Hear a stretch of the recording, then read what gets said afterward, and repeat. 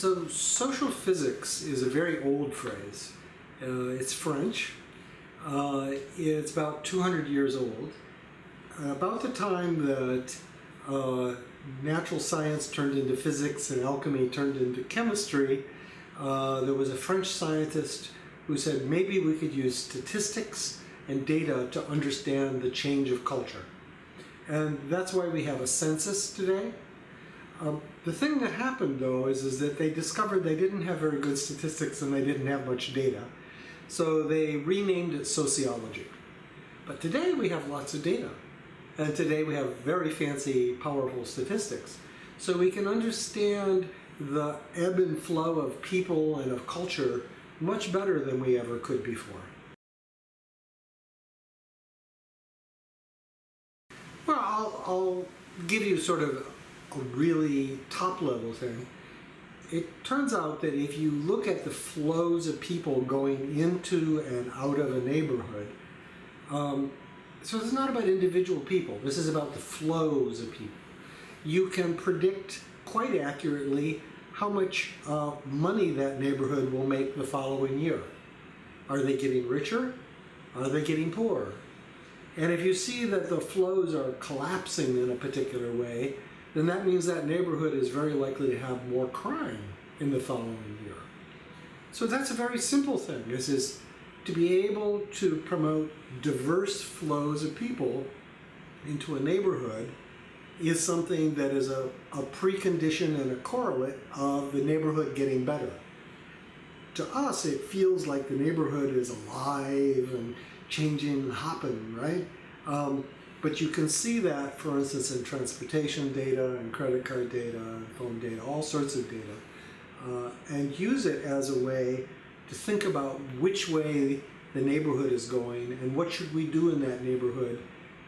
If it's going badly, what should we invest in?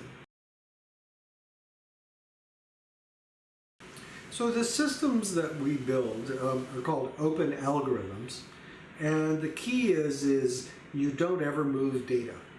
So instead of saying, oh, give me all your data and I'm going to mess with it, what we do is we go to various data collectors, people who have to have data to do their job. So the banks have to know where you spend money, right? Because they have to pay the money. The telephone company needs to know where you go so that they can route the call to you, okay? And we ask them, how many people are in this neighborhood during this day? And they give back a number. So it's like census data. It's not about any individual. It's about the average number of people in a neighborhood or the number of people that move from one neighborhood to the next. And we also make it clear that if it's a small number, they don't give us anything at all. So we can't see, oh, one person went. No, they won't even tell us that that happened. So what you get is you get data which you can share publicly. In fact, we usually put it up on the web because it doesn't have any individual data in it. It's like census data.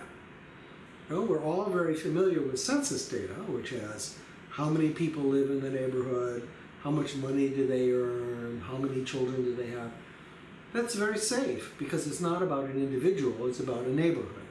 And that's the sort of data we would like to use.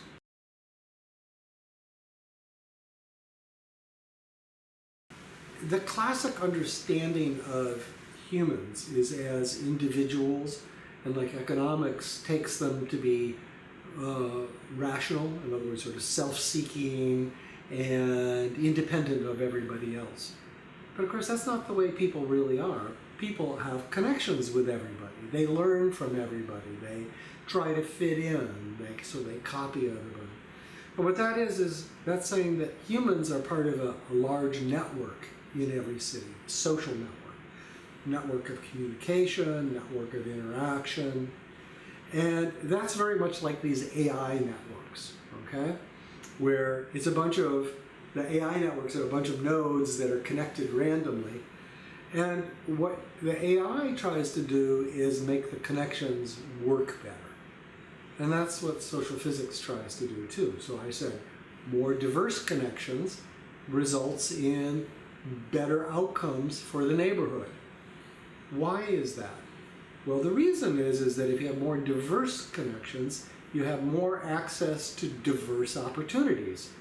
So it's not about the money, it's not about the education, it's about access to opportunities.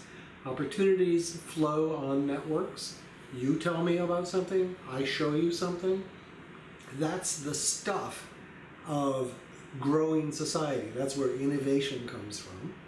And by managing that network, by putting the buses in the right places, by putting the stores or the city halls in the right places, we can get more diverse mixing in the city and get better outcomes as a result.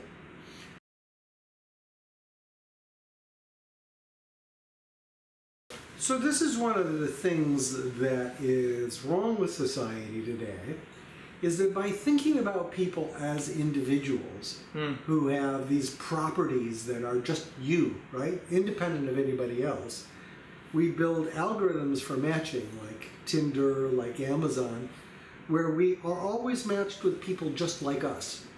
And that's the source of these echo chambers. It's a narrowing, it's bad for society. If you think about people as part of a social network, then for the people to be healthy, they need to have diverse connections.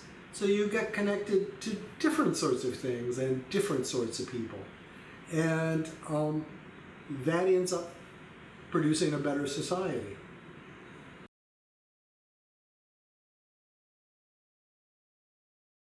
So you can use data to be helped to design better parks and social spaces, just by simply looking at which sorts of parks and social spaces work best. Now, what people have always done is you go to the park and you write down how many people go there, and you go to the next park and you say, oh, this one has a water fountain, and that's why there are more people. But you don't know that the water fountain is the cause of the more people, because it also turns out that the park here is right near the subway, and that makes it easier to get there. It's in this sort of neighborhood, not that sort of neighborhood. So you need to look at the context of things very richly in order to figure out what it is that people are really wanting to do, what draws them, what repels them.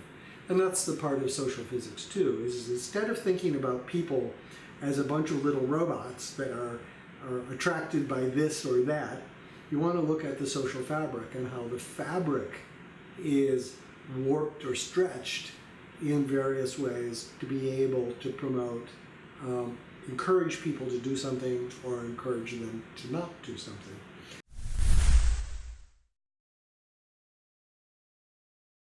Yeah, we've worked with many cities and countries, whole countries.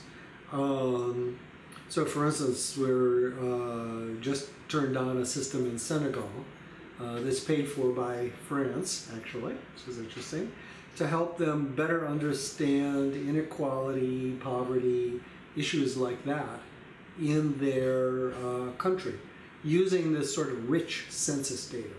We've done the same thing in London, the same thing in northern Italy, we're doing the same thing in Australia now.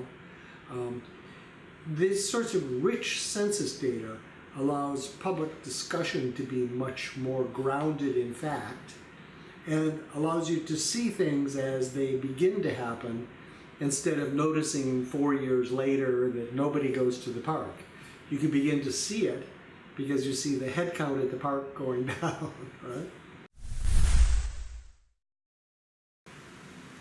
Well, the evidence is that cities like Paris, like Boston actually, used to be very close to ideal. What they are is they're a series of little communities tied together by very good transportation.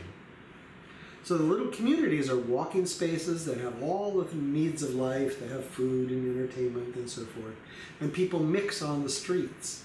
And then the high-speed rail or underground subway allows different neighborhoods to interact with each other, to go to work and things like that.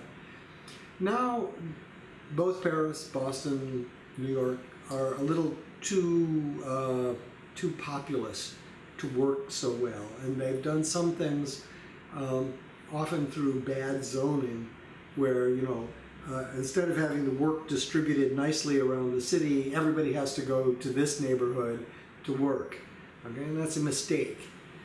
So we have to begin sort of undoing that, and we have to convince people that that's not really the right way to design cities.